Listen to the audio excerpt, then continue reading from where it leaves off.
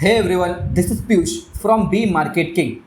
Last month ही हम लोगों ने हमारा फर्स्ट वीडियो अपलोड किया था। अच्छा एक रेस्पॉन्स मिला है हमें, क्योंकि हमारा जो वीडियो रहते हैं ना, ये हमारे शॉर्ट वीडियोस नहीं रहते हैं। हम लोग एक एटलीस्ट फॉर 40 to 1 आवर की वीडियोस डाल रहे हैं। हमारा एम वही है कि हर मंथ हमारे इस चैनल पे बी मार्केट किंग ये चैनल पे वीडियो अपलोड रहना होना चाहिए। और ये जो भी वीडियोस रहेंगे ये डिजिटल मार्केटिंग स्ट्रेटेजीज, बिजनेस को कैसे ग्रो करना चाहिए, बिजनेस में क्या क्या चीज़ें आती है, कितना फंडिंग हम लोग को लग सकता है और लॉसेस हम लोग कहाँ पे, हमारे प्रोज एंड कॉन्स क्या है बिजनेस के रिगार्डिंग, डिफरेंट बिजनेस के रिगार्डिंग हम लोग यहाँ पे आपको इस चैनल पे बहुत सारे वीडियोस आपको मिलने वाले हैं। सो इसलिए सब्सक्राइब करना अनिवार्य है, मतलब ज़रूरी है।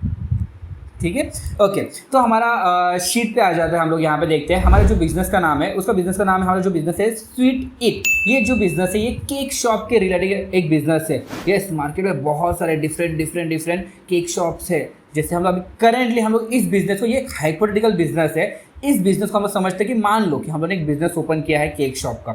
इस बिजनेस को हमें ग्रो करना है, तो स्टार्टिंग फेज में हमें क्या करना पड़ेगा, मिड फेज में क्या करना पड़ेगा, और जब भी हमारा बिजनेस ग्रो हो चुका है, बहुत से जन लोगों को पता चल गया हमारे बिजनेस के बारे में, तब हमें क्या क्या चीज़ें करनी पड़ती है या करनी लग सकती है, तो वो हमें इस शीट से थोड़ा बहुत तो समझ में आ जाएगा। ठीक है, तो बने रहिए क्योंकि ये वीडियो थोड़ा सा बड़ा हो सकता है। तो आइए शीट के अंदर देखते हैं, थोड़ा सा ना केक इंडस्ट्री के बारे में थोड़ा सा हम समरी जान के लेते हैं। तो ये जो बिज़नेस है ये इसमें थोड़ा आपको स्टेडी ग्रोथ मिल सकती है। यस, डाइवर्सिफिकेशन मिल सकता है। अभी डाइवर्सिफिकेशन मतलब क्या इस बिज़नेस के अंदर, केक बिज़नेस के अंदर, क्योंकि आप केक के साथ साथ अदर कंटेंट और we can say other items भी सेल कर सकते हैं, जैसे कि बेकरी रिलेटेड हो गया। फिर वी कैन से हम लोग जो केक्स बनाते हैं, बहुत कम ऐसे शॉप्स है जो ग्लूटेन फ्री, वीगन या ऑर्गेनिक इंग्रेडिएंट्स को यूज़ करके केक्स बनाते हैं, ऐसे बहुत कम है। ठीक है, तो यस हम लोग वो वाला सेगमेंट चूज़ कर सकते हैं, जिससे क्या हो जाएगा हमारा जो बिजनेस है थोड़ा सा उस टाइप के ऑडियंस के लिए भी क्या हो जाएगा, एंगेजेबल हो सकता है। ठीक है, इनोवेशंस करेंगे हम लोग ई कॉमर्स में। अभी ई कॉमर्स मतलब क्या, ई कॉमर्स मीन्स क्या कि हम लोग हमारे कुछ ऐसे प्रोडक्ट, जिस प्रोडक्ट की शेल्फ लाइफ ज़्यादा है, उसको हम लोग ऑनलाइन बेच सकते हैं। यस, या हम लोग हमारी खुद की वेबसाइट बना सकते हैं। ये हम लोग आगे देखने वाले हैं। फिर सस्टेनेबिलिटी मतलब क्या, there is a growing focus on eco friendly practices including sourcing local ingredients and reducing food waste. मतलब क्या कि हम लोग ट्राई करेंगे कि जैसे केक शॉप में जो केक्स रहते हैं ना, उनकी शेल्फ लाइफ बहुत कम रहती है। अगर बिज़नेस नहीं हो रहा है, यस होता है, कभी भी चांसेस हो जाते हैं, बिज़नेस अगर नहीं हो रहा है तो उसका हो जाता है कि जो हम लोगों ने इंग्रेडिएंट्स से फूड बनाया रहता है, मतलब केक्स बनाए रहते हैं या अदर प्रोडक्ट्स बनाए रहते हैं, तो वो अगर कोई खरीद रहा नहीं है तो वो क्या हो सकता है, वेस्टेज हो सकता है। तो उसकी भी प्लानिंग हमें पहले से ही करके रखनी चाहिए कि कितने दिन में हम लोग कितना केक सेल कर सकते हैं। अगर वेस्ट हो रहा है तो वेस्ट को अगर हम कुछ रीयूज़ कर सकते हैं क्या, कुछ भी ऐसा चीज़ हम लोग कर सकते हैं क्या, तो देखते हैं। वो सब हम लोग आगे हमारे इस वाले शीट के अंदर देखने वाले हैं। ठीक है, हमारा विजन क्या है, मिशन क्या है इस वाले बिजनेस को लेके। जो बिजनेस का हमारा नाम क्या है, स्वीट इट, ये बिजनेस का हमारा नाम है। ठीक है, ऑब्जेक्टिव्स क्या है, ये सब हमने यहाँ पे शीट में मेंशन करके रख दी है। ठीक है, थोड़ा सा आगे बढ़ते हैं हम लोग। तो अभी इस टाइप के बिजनेस में आपको स्ट्रेंथ और वीकनेसेस क्या रह सकती है। इस वाले बिजनेस में आपको हाई डिमांड मिल सकती है। यस, क्योंकि बहुत सारे अभी इतने सारे we can say human beings हैं, सब लोग अपने लाइफ को ना एक सेलिब्रेशन देना चाहते हैं, सेलिब्रेट करना चाहते हैं, हर एक मोमेंट को सेलिब्रेट करना चाहते हैं। ज़रूरी नहीं है किसी बर्थडे हो तो केक आना चाहिए, एनिवर्सरी हो केक आना चाहिए, कुछ भी। अगर आपका बेटा या बेटी कुछ कॉलेज में फर्स्ट आ रहा है, सेकेंड आ रहा है, तो यस वो टाइम पे पेरेंट्स खुद होके मतलब बोलते हैं ना कि एक अच्छा हैप्पीनेस के लिए केक्स लेके आते हैं। ठीक है, तो यस वो भी पॉसिबिलिटीज है। इस वाले बिजनेस में हाई डिमांड है, वेडिंग्स के लिए, एनिवर्सरीज के लिए सेलिब्रेशंस रहते हैं, वही जैसे मैंने आपको बताया। तो इससे क्या हो जाता है, आपको एक कस्टमर की हाई डिमांड हो जाती है। यस, लेकिन वो भी चीज़ एक मैटर करती है कि आपका जो बिज़नेस है, मतलब क्या कि आपका जो शॉप का जो लोकेशन है वो कौन से एरिया में है। अभी करेंटली अभी हम लोग ये जो बिज़नेस हम मॉडल बनाया है यहाँ पे शीट के अंदर, वो हमारा कैसा है, वो पालघर के रीजन को लेके बनाया है हम लोग ने। तो उस हिसाब से हम लोग यहाँ पे हमारे डेटा यहाँ पे रहने वाले हैं। अगर आगे जाके ये जो वीडियो देख रहा है, अगर उसको खुद का केक शॉप ओपन करना है तो इसमें थोड़ा बहुत तो चेंजेस करेगा या हमसे कॉन्टैक्ट कर सकते हैं, क्योंकि यस हमारी एजेंसी डिजिटल मार्केटिंग सर्विसेज भी प्रोवाइड करते हैं। ठीक है, याद रख लेना। ठीक है, तो यस इस वाले बिजनेस में आपको प्रॉफिट मार्जिन बहुत ज़्यादा मिल सकता है, रिपीट कस्टमर बहुत ज़्यादा मिल सकते हैं, क्रिएटिविटी एंड कस्टमाइजेशन। यस, आप यहाँ पे एट द एंड, ये भी एक काइंड ऑफ आर्ट है। केक बनाना मतलब क्या, एक आर्ट है, ठीक है। केक बनाना, पेस्ट्री बनाना, ठीक है, ये एक आर्ट है।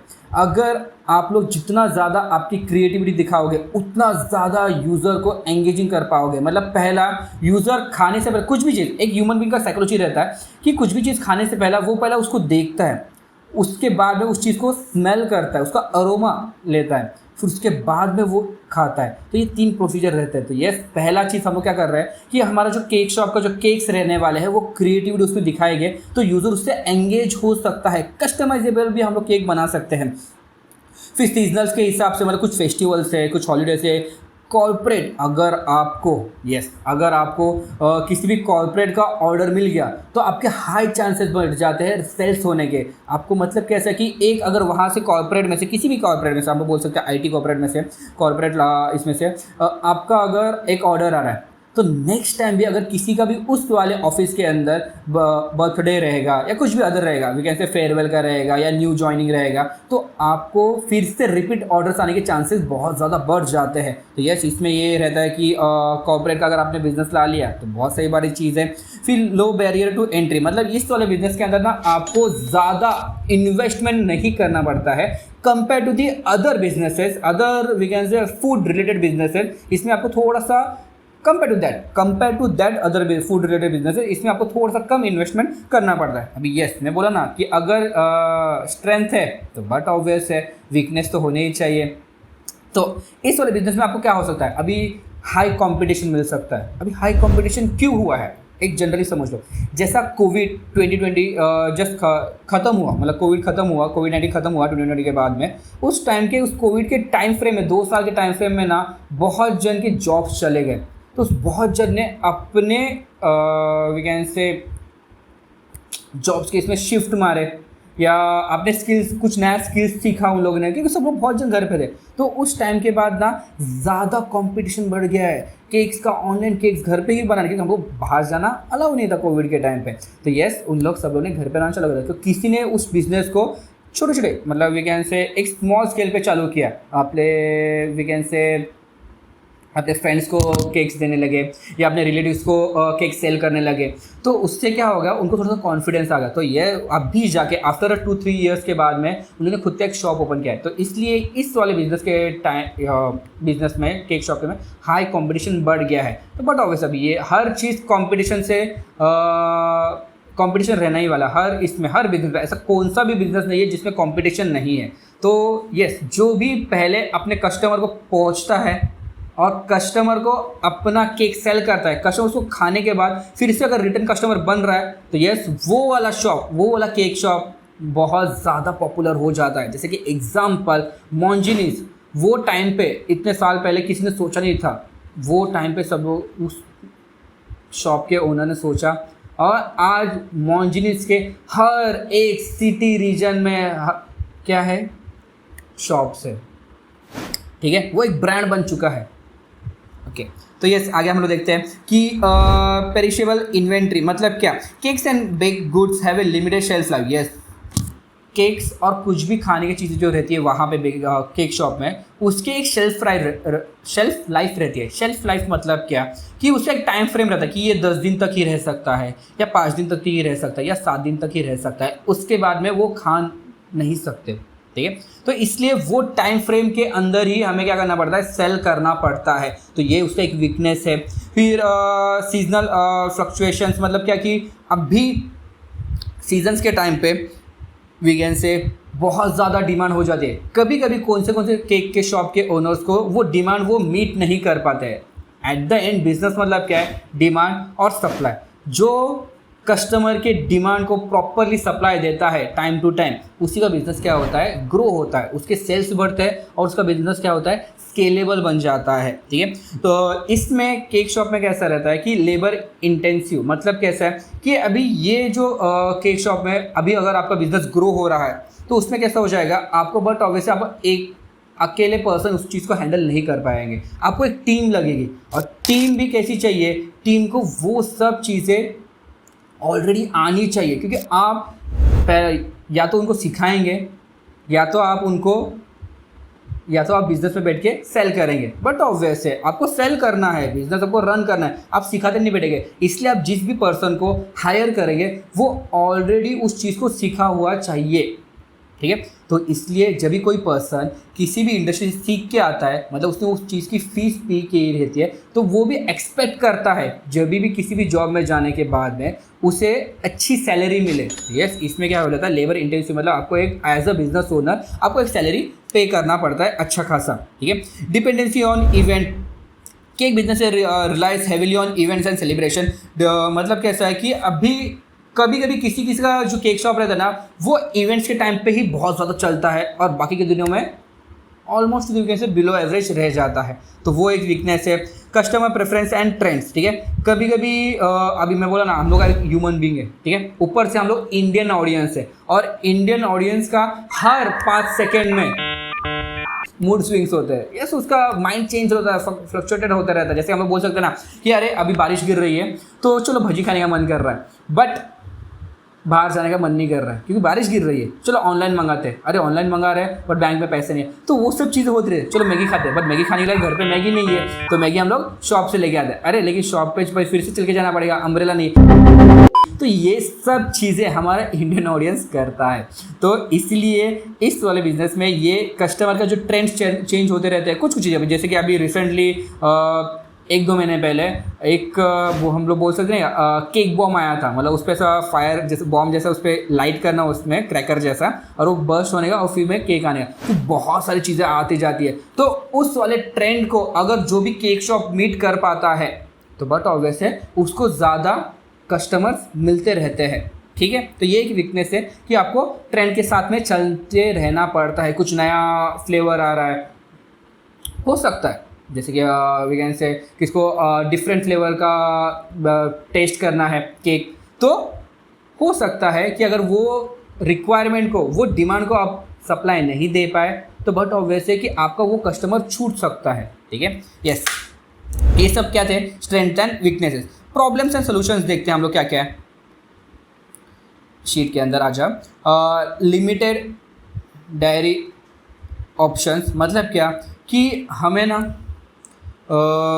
एक बहुत सारे केक शॉप क्या करते हैं कि लिमिटेड, कि यही फ्लेवर्स हम लोग रखेंगे, जैसे चॉकलेट, वेनिला, बटरस्कॉच, ठीक है, यही फ्लेवर्स हम लोग रखेंगे।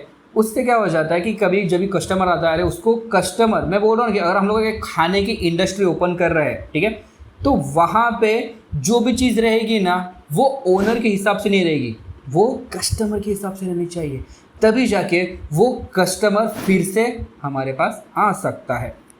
तो बहुत ऐसे कम केक शॉप्स है जहाँ पे आपको ग्लूटेन फ्री, वीगन, ये सब केक आपको मिल सकते हैं, ठीक है। तो फिर लैक ऑफ कस्टमाइजेशन, बहुत सारे केक शॉप्स है जो कस्टमाइजेशन नहीं प्रोवाइड करते। अगर हमारा ये जो हम लोग ने ये जो इमेजिनरी स्वीट इट बिजनेस सोचा है, ठीक है, तो अगर हम लोग बिजनेस ओपन कर रहे हैं तो हम लोग क्या सोचेंगे कि हर चीज़ हमारे कस्टमर के हिसाब से रहनी चाहिए। तो हम लोग कस्टमाइजेशन वाले जो भी केक हमारे बोल रहे हैं कस्टमर की ऐसा चाहिए हमें बना के, हम लोग उसको वो वैसा प्रोवाइड करेंगे, कस्टमर छोड़ना नहीं, बिल्कुल भी नहीं, ठीक है। तो ये सब चीज़ें यहाँ पे। एनवायरमेंटल इम्पैक्ट, मतलब क्या, कुछ हम लोग ना ट्रेडिशनल पैकिंग चलती रहती है, वेस्ट डिस्पोजल प्रैक्टिस चलती रहती है, मतलब प्लास्टिक में देते हैं। अभी हम लोग ने हमारे शॉप में, अगर हमारा ये बिजनेस बन रहा है, हम लोग बना रहे हैं स्वीट इट, ठीक है, तो यस हम लोग वहाँ पे हर चीज़ एनवायरमेंटल फ्रेंडली रखेंगे, ठीक है। आगे क्या देखते हैं हमारा अपॉर्चुनिटीज़ एंड ट्रेड्स, ठीक है। यहाँ पे बहुत सारे अपॉर्चुनिटीज़ है, ठीक है, जैसे कि कस्टमाइजेशन, ऑनलाइन प्रेजेंस बढ़ सकता है हमारा, पार्टनरशिप्स एंड कोलैबोरेशन हम लोग कर सकते हैं, सीजनल प्रमोशंस कर सकते हैं। तो ये सब चीज़ें हम लोग को पहला बिजनेस ओपन करने से पहले सोचना पड़ता है। और अभी हम लोग ने बोला ना कि अगर हम लोग खाने की इंडस्ट्री में आ रहे हैं, खाने के बिजनेस में आ रहे हैं, तो हमें बहुत सारी चीज़ों के लाइसेंस लेने पड़ते हैं, गवर्नमेंट लाइसेंस लेने पड़ते हैं, कि जैसे कि कौन सा वाला शीट में आगे देखते हैं, जैसे कि FSSAI लाइसेंस हमें लेना पड़ता है, लोकल म्यूनसिपल कॉर्पोरेशन लाइसेंस लेना पड़ता है, शॉप एंड एस्टैब्लिशमेंट लाइसेंस लेना पड़ता है हमें, GST रजिस्ट्रेशन लेना पड़ता है, फायर सेफ्टी लेना पड़ता है, हेल्थ ट्रेड लाइसेंस लेना पड़ता है हमें, साइनेज लाइसेंस, म्यूज़िक लाइसेंस भी लेना पड़ता है, हमें ये सब लाइसेंस हम लोग को लेना पड़ता है तभी जाके, क्योंकि हम जब भी बिज़नेस ओपन करते हैं ना तो ये सब चीज़ें ना हमें आगे जाके प्रॉब्लम नहीं देनी चाहिए, मतलब कुछ भी। बट ऑब्वियसली जब हम लोग ना बिज़नेस ग्रो होता है ना, स्टार्टिंग फेज में इतना कोई हमें देखा नहीं जाता, ठीक है। बट जब हमारा बिज़नेस ग्रो होता है, जब हम लोग ब्रांड बनने के प्रोसीजर में लग जाते हैं, तभी बहुत जन की आंखें हम पे टिकी रहती है कि ये पर्सन क्या कर रहा है, ये पर्सन कैसे कर रहा है। फिर अगर हमारी एक भी गलती वो टाइम पे उनको पकड़ी जाती है तो हमें बहुत ज़्यादा लॉसेस हो सकता है। इसलिए स्टार्टिंग में ही जब भी बिज़नेस ओपन करने से पहला ही ये सब चीज़ों का ध्यान रखना चाहिए केक शॉप ओपन करते वक्त, ठीक है। अभी ये सब मैंने क्या बताया, लाइसेंस के बारे में बताया। अभी समझते हैं मेरे कंपेटिटर्स। यस, अभी जैसे मैं बोल रहा, ये हमारा हाइपोथेटिकल बिजनेस स्वीट इट, ठीक है, थोड़ा सा टंग ट्विस्टर है, ठीक है, ओके। तो वैसे ही होना चाहिए ना, क्यों होना चाहिए, क्योंकि यार खाने की चीज़ है तो थोड़ा टंग ट्विस्टर होना चाहिए, ओके।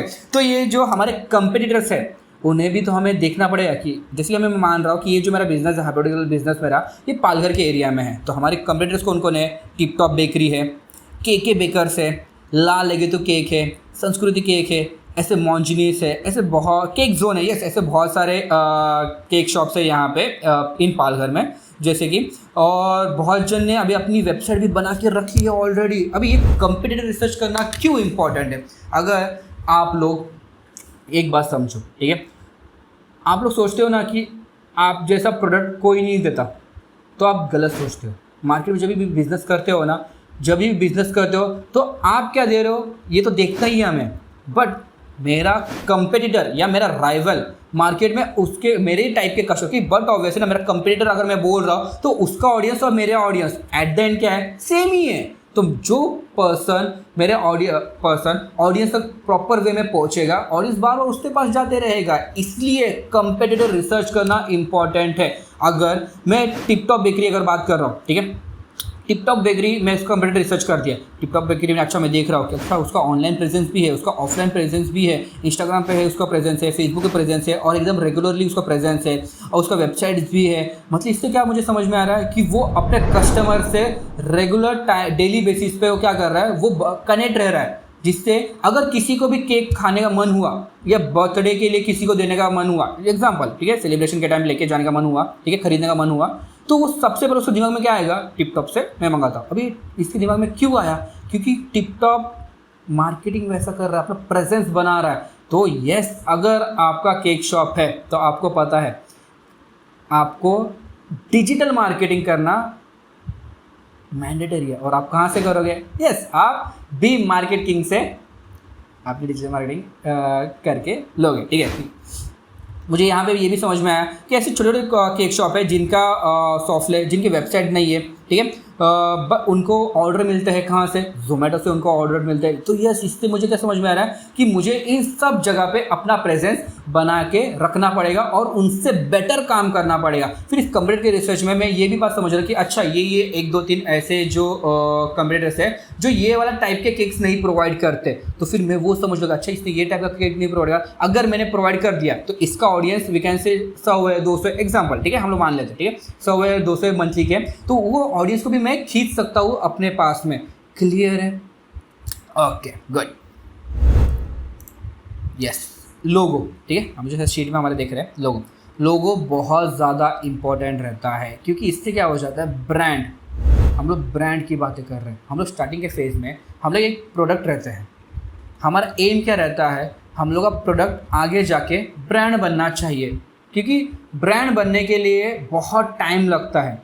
आजकल के बहुत सारे इंडस्ट्री के मतलब जो भी कौन से भी इंडस्ट्री के सोचते हैं कि हम लोग ऐसी मार्केटिंग कर लेंगे, पैसा खर्च करेंगे, हम लोग ब्रांड बन जाएंगे। बट ब्रांड बनने के लिए आप जो भी प्रोडक्ट बेच रहे हो, एट द एंड उसका जो कस्टमर आप पे बिलीव करता है, मतलब उसका ट्रस्ट फैक्टर आप पे बिल्डअप हो जाता है, तो समझ जाना आप तब ब्रांड बनने के प्रोसीजर में रहते हो। वो आपसे कमिटेड हो जाता है, आपका कस्टमर वो इतना आपसे डेडिकेटेड हो जाता है ना कि एक आध बार आप कुछ मैं बोल रहा हूँ ना, बिजनेस है मतलब गलती होने वाली है, लेकिन देन ऑल्सो वो आपका जो रेगुलर कस्टमर उस चीज़ को थोड़ा सा नेगलेक्ट करते, आप पे फिर भी भरोसा रख के आपके पास ही आ रहा है ख़रीदने के लिए, तो उस टाइम पे आप समझ जाना कि आप एक ब्रांड बनने के प्रोसीजर में चल पड़े हो। ठीक है। तो ब्रांड वो चीज़ है। अभी बहुत जगह लगता है कि ब्रांड मतलब क्या, कि बहुत सारी मार्केटिंग करना, बहुत सारे पैसे खर्च करना, यहाँ पे बैनर लगाना, इस इन्फ्लुएंसर को बुलाना, वो ब्रांड करने का मेथड है। But brand at the end, जैसे मैं बोलता हूँ ना, अभी बहुत पुराने ब्रांड जैसे टाटा हुआ, ठीक है, मॉन्जलिस भी अभी एक ब्रांड बन चुका है, क्योंकि वो इतने टाइम फ्रेम से है। पहला सबसे दिमाग में नाम क्या आएगा अगर मुझे केक खाना है या केक बाय करना है, तो मेरे दिमाग में सबसे पहला एक ही आएगा, मॉन्जलिस का, क्योंकि उसने वैसा ब्रांडिंग करके रखा है सब पे। क्लियर? तो यस, तो लोगो हमारा इंपॉर्टेंट रहना चाहिए, ठीक है। वेबसाइट का अभी स्ट्रक्चर समझते हैं, ठीक है। अभी आप बोलोगे कि सर केक शॉप ही तो है, तो केक शॉप के लिए वेबसाइट क्यों ज़रूरी है? मैं क्या बोल रहा हूँ, आपका विजन क्या है? आपको एक ब्रांड बनना है, आपको सिर्फ और सिर्फ पालघर के एरिया में ही केक नहीं बेचना है, आपको क्या करना है, आपको पूरा वर्ल्ड वाइड या इंडिया या पूरा महाराष्ट्र, इस जगह पे सब लोग आपका कंपनी का नाम, जैसे मैं बोल रहा हूँ अभी हमारा कंपनी का नाम क्या है, अभी स्वीट इट, ये सब लोग जानने चाहिए। और जिनको भी अगर केक खाना रहेगा वो हमारे आउटलेट से ही लेंगे या ऑनलाइन मंगाएंगे, जो भी चीज़ केक का, जो भी जिसका भी, जैसे अगर मैं ऑनलाइन बोल रहा हूँ मतलब, बट वैसे उसका शेल्फ लाइफ उतना रहना चाहिए, ठीक है। तो वो कहाँ से आना चाहिए? वो स्वीट इट से ही खरीदना चाहिए। तो यस, फिर तुम लोग बहुत सारे ओनर क्या गलती करते हैं, जब भी बिजनेस नहीं क्या लॉस में चले जाता है ना, तभी उन लोग मार्केटिंग करना शुरू करते हैं। बट ये गलत बात है। क्यों पता है क्या? क्योंकि तभी हम लोग ना ऑलरेडी लॉसेस ही ले रहे हैं। अब मार्केटिंग आप लॉसेस के इसमें स्टार्ट करोगे तो मार्केटिंग को टाइम लगता है हर जगह एनेबल होने के लिए, हर जगह आपका प्रेजेंस एनेबल होने के लिए टाइम लगता है। तो इसीलिए जब भी आप कुछ भी बिजनेस ओपन करना चाहते हो तो स्टार्टिंग के दिन से ही आपकी मार्केटिंग चालू होनी चाहिए। क्लियर? ओके। तो हम लोग वेबसाइट क्यों बना रहे हैं? हमारा एक विजन है कि फेज़ 1 में हम लोग ऐसा काम करेंगे, फेज़ 2 में ऐसा काम करेंगे। जैसे कि एग्जांपल मैं बोल रहा हूँ, फेज़ 1 में मैं मेरे यूज़र को मेरे आउटलेट तक, मेरा जो स्टोर है वहाँ तक लेके आना चाहता हूँ। फेज़ 2 में मैं फ्रेंचाइजीज ओपन करना चाहता हूँ। फेज़ 3 में मैं चाहता हूँ कि मैं ऐसा एक प्रोडक्ट बनाऊँ कि जो प्रोडक्ट का शेल्फ लाइफ बहुत ज़्यादा हो, तो उस प्रोडक्ट को मैं पूरे वर्ल्ड वाइड, मतलब आउट ऑफ इंडिया एक्सपोर्ट कर सकता हो, ठीक है। तो वैसा मेरा एक एम रहने वाला है इस बिज़नेस के रिगार्डिंग। तो ऐसा विजन लेके हमें चलना पड़ता है। हम लोग ऐसा नहीं कि अरे बिज़नेस स्टार्ट कर दिया, चलो देखते हैं आगे क्या होगा वो, वैसा नहीं करना चाहिए। ऐसा करने जाओगे तो बट ऑब्वियस है 6-7 महीने के अंदर आपका बिज़नेस बंद हो जाएगा। फिर बोलेगे नहीं मेरे पास बहुत पैसा, मैं मार्केटिंग कर लूँगा।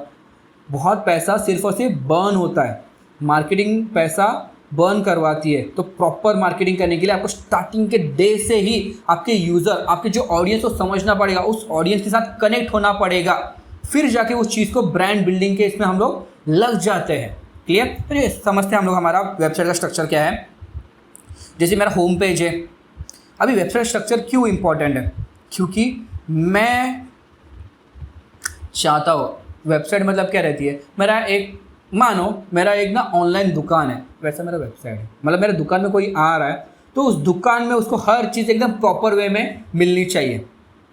उसको थोड़ा भी डाउट नहीं होना चाहिए, अरे इधर ये क्या है। ट्रस्ट फैक्टर उधर से ही बिल्डअप होता है, जैसा हम लोग दुकान के अंदर एंट्री करते हैं उससे ही। यस, जैसे मेरा होम पेज है, होम पेज में हम लोग क्या देख रहे हैं कि हमारा कुछ वेलकम मैसेज दे रहे हैं, कुछ हमारे एक्स्ट्रा केक्स है वो आ रहे हैं ठीक है, कुछ पॉपुलर केक्स हम लोग वो शोकेस कर सकते हैं। मेरा कोई नया यूज़र है तो उसको मुझ पे ट्रस्ट फैक्टर बिल्डअप होना चाहिए मेरे वेबसाइट पे आके। तो हम लोग पिछले कस्टमर्स का रिव्यूज़ यहाँ पे पोस्ट कर सकते, शोकेस कर सकते हैं। हमारे कॉन्टैक्ट, हमारे सोशल मीडिया लिंक्स, तो मतलब यूज़र को मैं यहाँ से वेबसाइट से मैं सोशल मीडिया के लिंक्स पे घुमा रहा हूँ, ठीक है।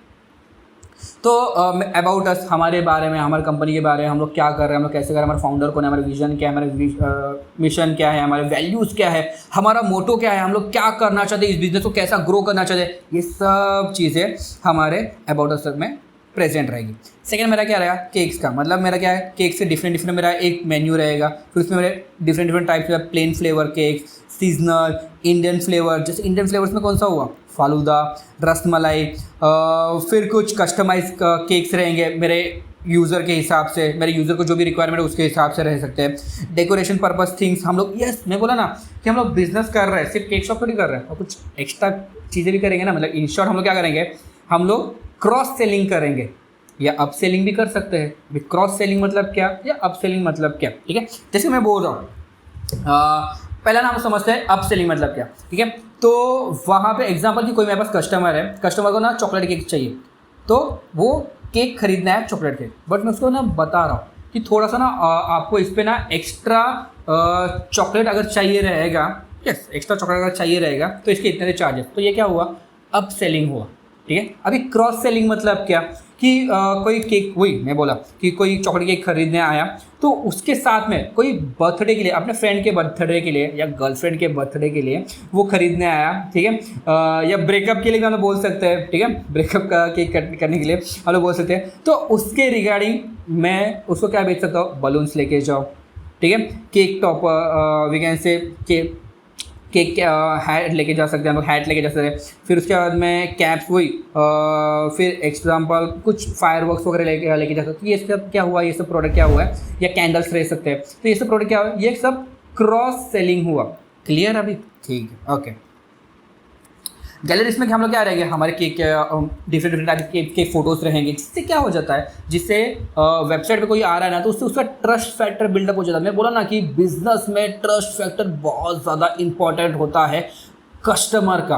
अगर कस्टमर को हमारे प्रोडक्ट पे ट्रस्ट नहीं है तो बट अवश्य हम लोग उस पर कितनी भी बार मार्केटिंग कर ले, यूज़र वो चीज़ खरीदेगा ही नहीं।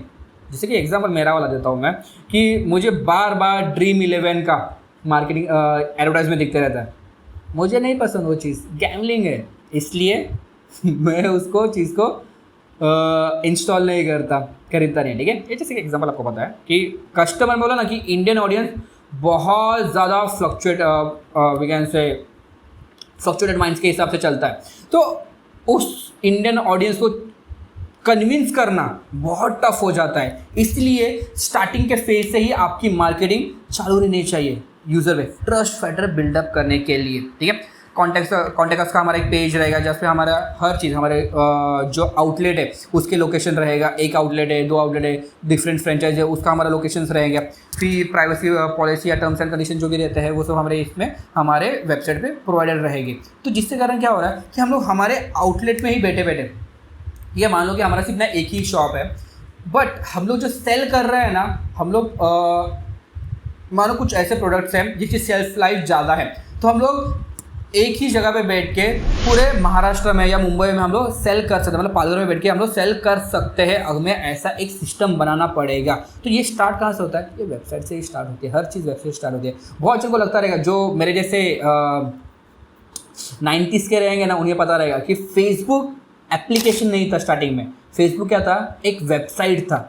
कि जैसे जैसे उसको पता चल गया कि यहाँ पे मेरे डेली के इतने सारे यूज़र्स आ रहे हैं, मार्क जुकरबर्ग को पता चल गया कि मेरे डेली के इतने सारे यूज़र्स आ रहे हैं, तो उसने तब जाके एप्लीकेशन बनाया कि उन्हीं डेली के यूज़र्स के लिए मैं एक एप्लीकेशन, मतलब उनको ज़रूर इतनी मेहनत ना करनी पड़े कि बाबा मोबाइल ऑन करो, गूगल पे जाओ, फिर वो facebook.com डालो, फिर उस पर अपना लॉगिन क्रेडेंशियल डालो, नहीं, उसके उनके लिए खास एप्लीकेशन बना। तो ये चीज़ें ऐसी रहती है। अभी ये चीज़ें आपको स्टार्टिंग से समझनी पड़ती है, आपको फेजेस रखने पड़ते हैं कि मेरे बिजनेस को मैं कैसा ग्रो करूँगा। अगर मेरे बिजनेस में लॉसेस आ रहा है तो लॉसेस के टाइम पे मेरे बिजनेस को क्या कर रहा है मैं, फिर मेरा बिजनेस में अगर मुझे प्रॉफिटेबिलिटी आ रही है तो बिजनेस को कैसे ग्रो कर रहा हूँ, फिर मेरे टेक्निकल वे में कैसे मैं बिजनेस को लेके जा रहा हूँ, कस्टमर को रिटेंशन रेट बना के रखने में मैं मेरे बिजनेस को कैसे मतलब यही रिटेंशन इन द सेंस मतलब क्या कि मेरा एक कस्टमर बार बार कितने महीने में कितने टाइम में मेरे पास आते जा रहा है, फिर ऑनलाइन मंगा रहा है, ऑफलाइन मंगा रहा है, कैसा भी, तो वो कैसे मैं बनाए रखता हूँ। तो ये सब चीज़ें हमें स्टार्टिंग के फेज से ही समझनी पड़ती है। अगर ऐसा सब सोच के आप बिजनेस में उतरोगे ना,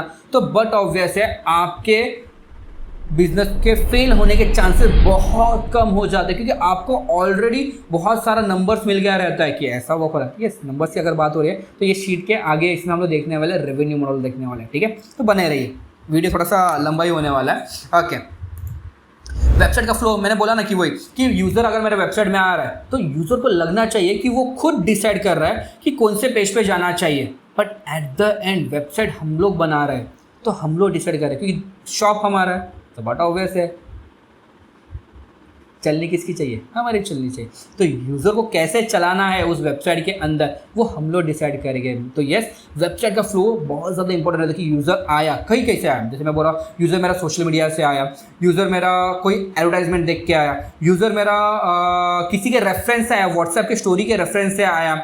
तो यूज़र वेबसाइट पे आने के बाद में, किसी भी लैंडिंग पेज पे आने के बाद में यूज़र को मैं कैसे घुमा रहा हूँ जब तक वो खरीदता नहीं है तब तक। अब इसका मतलब ये नहीं है कि घुमा रहा हूँ, बार घुमाते जा रहा हूँ, एक लूप में घुमाते जा रहा हूँ। यूज़र इरिटेट हो जाएगा, और इरिटेट होने के कारण क्या हो सकता है? इरिटेट होने के कारण हमारे रैंकिंग पे इफेक्ट पड़ सकता है। मतलब जो भी आप सोचते हैं ना कि गूगल पे जाके इतने एक कीवर्ड पे इतने सारे हमें सोल्यूशन ये मिलते हैं, रिजल्ट्स मिलते हैं। अभी ये कौन डिसाइड करता है? यस, गूगल का एल्गोरिदम डिसाइड करता है कि कौन से कीवर्ड पे कौन सा फर्स्ट नंबर पे रहेगा, सेकंड नंबर पे रहेगा, थर्ड नंबर पे रहेगा।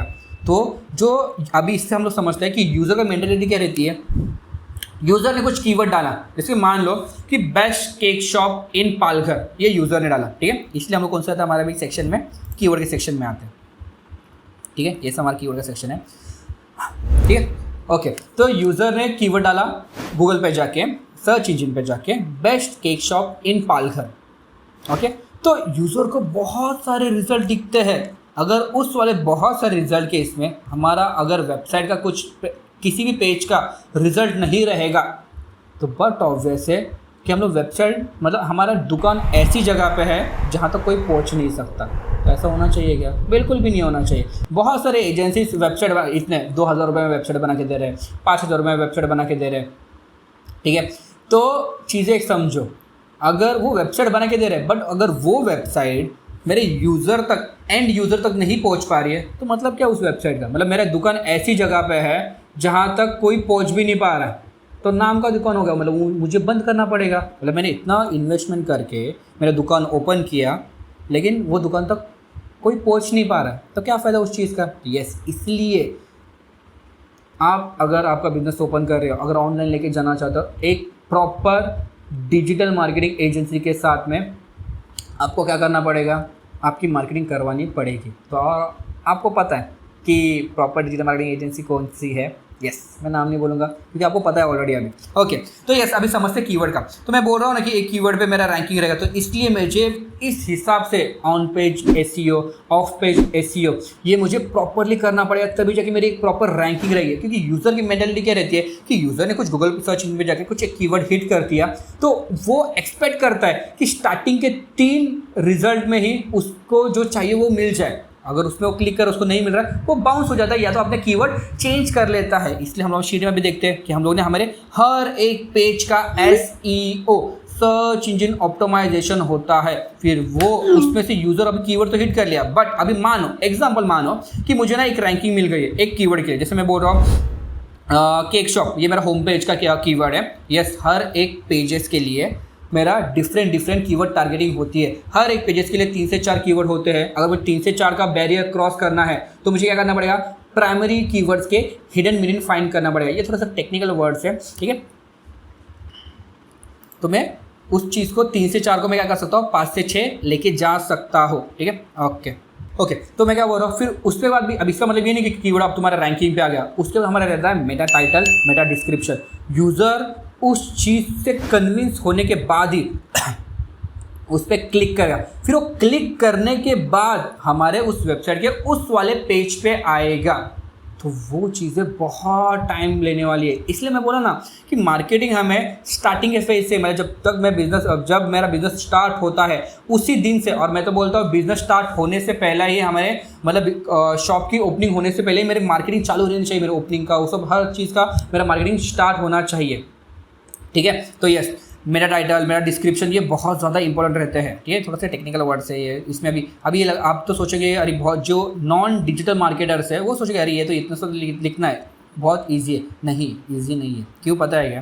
क्योंकि ये कीवर्ड्स को लेके ही, ये 3 से 4 कीवर्ड्स को लेके ही हमें वो टाइटल बनाना है। फिर उससे कैटेगरी लिमिट है, ग्रामेटिकल मिस्टेक्स नहीं करना है, ऊपर से हमें गाइडलाइंस फॉलो करने हैं गूगल के बहुत सारे डिफरेंट। तो उसके बाद ही हमें ये लिखना पड़ेगा, और उसके बाद में वो यूज़र को कन्विक्सिंग लगना चाहिए कि यूज़र उस पर क्लिक करें।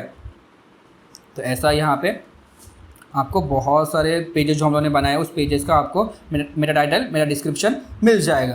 ठीक है। तो अभी समझते हैं कि हमारा ट्रेडिशनल मार्केटिंग हम लोग कैसे कर सकते हैं। अभी बहुत जन को ऐसा लगता है कि डिजिटल मार्केटिंग ही करने से सब कुछ हमें मिल जाएगा। नहीं, जहाँ पे जो चीज़ की ज़रूरत है वहाँ पे वो चीज़ करना बहुत ज़्यादा इंपॉर्टेंट है। हमको साथ में साथ मतलब ट्रेडिशनल मार्केटिंग और digital marketing side by side weekend से हैंड टू हैंड लेके हमें हमारे बिजनेस को एक ब्रांड बनाना है। हम लोग क्या कर सकते हैं, कुछ लोकल न्यूज़पेपर्स में हमारा प्रिंटिंग दे सकते हैं कि हमें ऑडियंस छोड़ना नहीं है, हमें बाद में मालूम पड़ता है। मतलब एटलीस्ट हमें बहुत डिफरेंट टाइप का, मतलब डिजिटल मार्केटिंग के अंदर भी सोशल मीडिया या सर्च इंजिन वो सब ऐड रन करने के बाद, डिफरेंट टाइप्स के ऐड रन करने के बाद में हमें पता चलता है कि अगर डेटा मिलता है ना हमें, एटलीस्ट वो 3-4 मंथ्स के बाद में हमें डेटा मिलता है कि हमारा एक्चुअल में ऑडियंस कहाँ से आ रहा है, कौन से एज ग्रुप का है, जेंडर क्या है, यस बहुत सारा, उसका साइकोलॉजी क्या है वो हमें बाद में मालूम पड़ता है। और अगर मैं बोल रहा हूँ ट्रेडिशनल मार्केटिंग कर रहा हूँ तो फिर मैं अगर न्यूज़पेपर में ऐड दे रहा हूँ तो जनरली मैं कौन से टाइप के न्यूज़पेपर में ऐड दे रहा हूँ, तो उसका वाला मेरा जो ऑडियंस है वो मुझसे वो न्यूज़ ऐड देखने के बाद में मुझे कब सेल मिल रहा है, मतलब मुझे कब वो खरीदने आ रहा है, तो वो सब डेटा मिलने के बाद में मुझे पता चलता है कि अच्छा मेरा एक्चुअल में ऑडियंस, मेन प्राइम ऑडियंस मेरा ये है, सेकंड प्राइम ऑडियंस मेरा ये है, ऐसे हमें बाद में पता चलता है। तो ये स्टार्टिंग से ही हमें, इसलिए मैं बोला ना कि हमें स्टार्टिंग से ही एडवर्टाइजमेंट करना बहुत ही ज़रूरी है, ठीक है। फिर उसके बाद में कुछ इवेंट मार्केटिंग कर रहा हूँ, कुछ इवेंट्स हो रहे हैं उसके रिगार्डिंग मतलब मैं मार्केटिंग कर रहा हूँ। कुछ इवेंट प्लानर के साथ में मैंने टाई अप बना के रखा है, मतलब वैसे बहुत सारे इवेंट प्लानर्स रहते हैं कि जिन्हें वेडिंग की या कुछ भी अदर फंक्शंस की उन्हें ऑर्डर मिलते हैं, तो उनके साथ मैंने टाई अप करके रखा है। उससे क्या हो जाएगा कि अगर उन लोगों ने, उनको कुछ ऑर्डर्स आ रही है तो उनको जो केक सप्लाई होगा या कुछ अदर प्रोडक्ट्स जो मैं बेच रहा हूँ related to the our sweeted, तो उन्हें मैं सप्लाई दे सकता हूँ। वहाँ से भी मुझे बिजनेस आ सकता है, वहाँ से भी अगर टेस्ट अच्छी लग रही है, मेरा प्रोडक्ट उनको सेटिस्फाई कर रहा है, तो मुझे रिटर्न कस्टमर मिल सकते हैं। मैं स्मॉल बिजनेस के साथ में टाई अप कर सकता हूँ। एग्जाम्पल, यस, मैं स्मॉल बिजनेस के साथ टाई अप कर सकता हूँ for up selling, cross selling की चीज़ों के रिगार्डिंग। ईमेल कलेक्शन कर सकता हूँ। अगर कोई मेरा यूज़र मेरे शॉप पे आ रहा है उस टाइम पे मैं उससे ईमेल या उसका फ़ोन नंबर ले सकता हूँ, जिसके कारण क्या हो जाएगा, मुझे डेटा मिलेगा। यस, मैं ऐसे नहीं कि ज़बरदस्ती ईमेल ले रहा हूँ या गलत वे में ले रहा, नहीं, उसके सहमति से ही हमने वो ईमेल या फ़ोन नंबर हमें लेना चाहिए, ठीक है। और उनको बताना चाहिए कि हम लोग ये आगे जाके मार्केटिंग के पर्पज़ के लिए यूज़ कर सकते हैं। अगर आप एक्सेप्ट करें वो चीज़ तो यस हम लोग आपका ईमेल ले सकते हैं, ठीक है। तो यस, फिर उससे क्या हो जाएगा कि उसी कस्टमर को हम लोग स्पेशली एक डिफरेंट टाइप की एडवर्टाइजमेंट दिखा सकते हैं। क्लियर हो रहा है? इस marketing is all about the data you collect and how you utilize that data and then squeeze and make useful things from it, ठीक है। ओके, फिर बैनर हम लोग बना सकते हैं, पैम्पलेट बना सकते हैं। किसी जगह पे हम लोग नया कुछ हमारा प्रोडक्ट आ रहा है, जैसे हम लोग बोल रहे हैं कि पेस्ट्री आई है, तो उस पेस्ट्री के हम लोग क्या कर सकते हैं, सैम्पल्स प्रोवाइड कर सकते हैं। हमारी पैकेजिंग भी कन्विंसिंग लगनी चाहिए, कन्विंस होने चाहिए मेरे यूज़र उस पैकेजिंग को देख के, उसको प्रीमियम फील होना चाहिए, ऑथेंटिकेटेड फील होना चाहिए, ठीक है। तो ये सब चीज़ हम लोग ट्रेडिशनल मार्केटिंग के इसमें हम लोग कर सकते हैं। बाकी की चीज़ आप इस शीट के अंदर देख सकते हैं।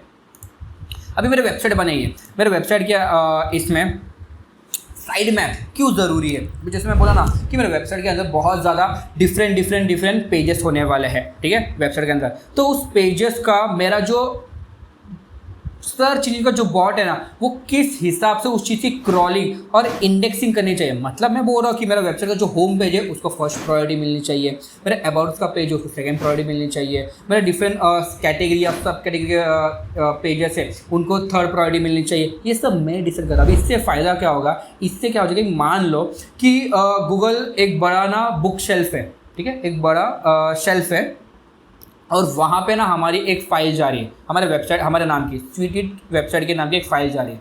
तो उसकी फ़ाइल के अंदर जो पेजेस है, जैसे हमारे जो मेन्यूज़ हो गए वेबसाइट के अंदर के, वो प्रॉपर वे में रहेंगे तो गूगल के डेटाबेस मतलब वी कैन से जो शेल्फ है उसमें भी एकदम प्रॉपर वे में वो रख सकता है। मतलब आगे जाके कोई उसके रिलेटेड कोई कीवर्ड हिट किया तो वो गूगल के जो बॉट रहेंगे या एल्गोरिदम को वो निकालना उस शेल्फ में से उसको मुश्किल नहीं होगा, जिसके कारण क्या हो सकता है, हमें रैंकिंग में इफेक्ट गिर सकता है, अच्छी रैंकिंग मिल सकती है। तो इसलिए साइड मैप करना बहुत ही ज़रूरी रहता है। फिर साइड मैप के साथ साथ हमें क्या करना ज़रूरी रहता है, TXT। अभी robot.txt क्या रहता है? मैंने बोला ना कि कुछ कुछ ऐसे पेजेस रहते हैं कि जो मैं नहीं चाहता कि जो भी सर्च इंजन के जो भी बॉट्स है वो उस चीज़ को क्रॉल करे।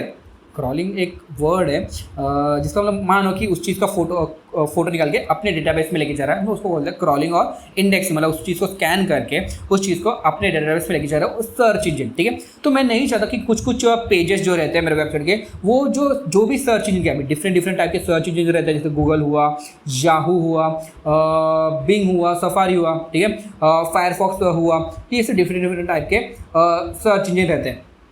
तो उन सबके एक एक बॉट रहता है।